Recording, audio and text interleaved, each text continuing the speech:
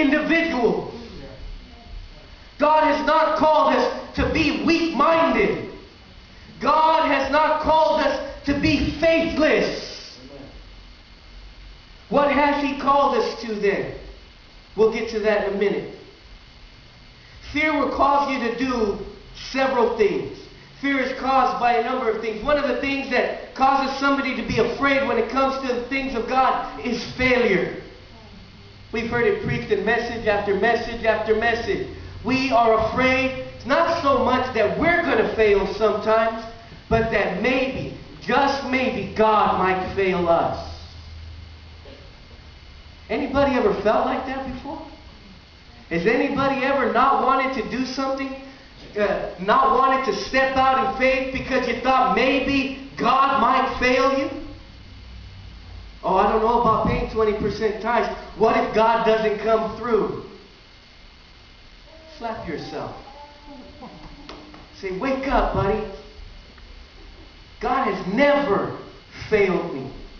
I've been in this ministry since the fall of 1995, and God has never failed me. Oh, I failed God before. I made my mistakes before. I made some decisions that, looking back, I'm like, what was I thinking? But God has never failed me.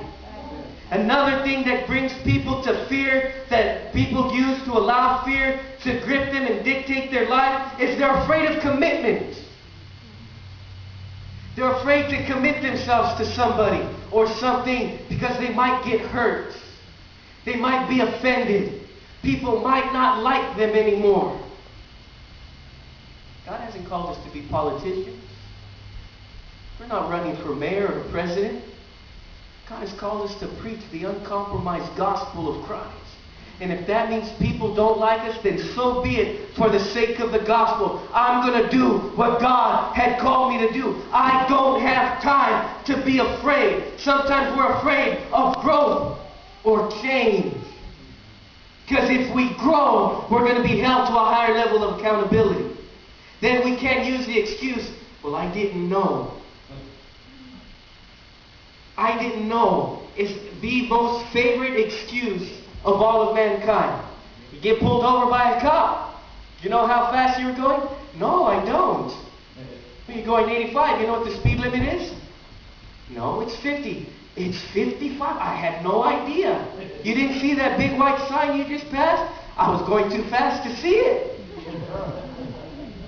I don't know causes us to make a lot of mistakes. And we use I don't know as an excuse to try to justify everything.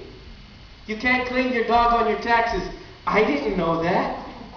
Why weren't you in church Friday night? I didn't know we were still having church. Why weren't you at Bible study? I didn't know where one was at.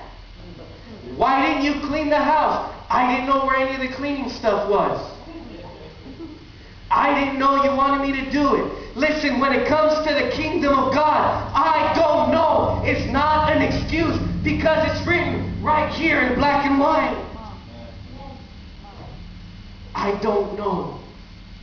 Doesn't fly when we begin to grow and we begin to change. And as a result of that, sometimes we're afraid. You don't want to step out and get involved in ministry because you're going to be held accountable for certain things. Now you can't just stay home because you got a stuffy nose.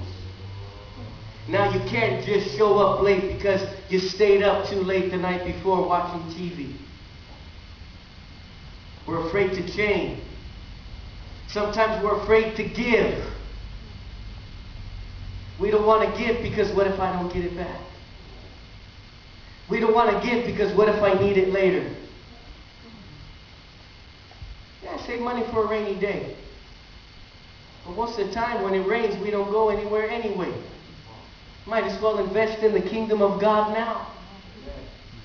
We must work while it is day, for the night cometh when no man can work.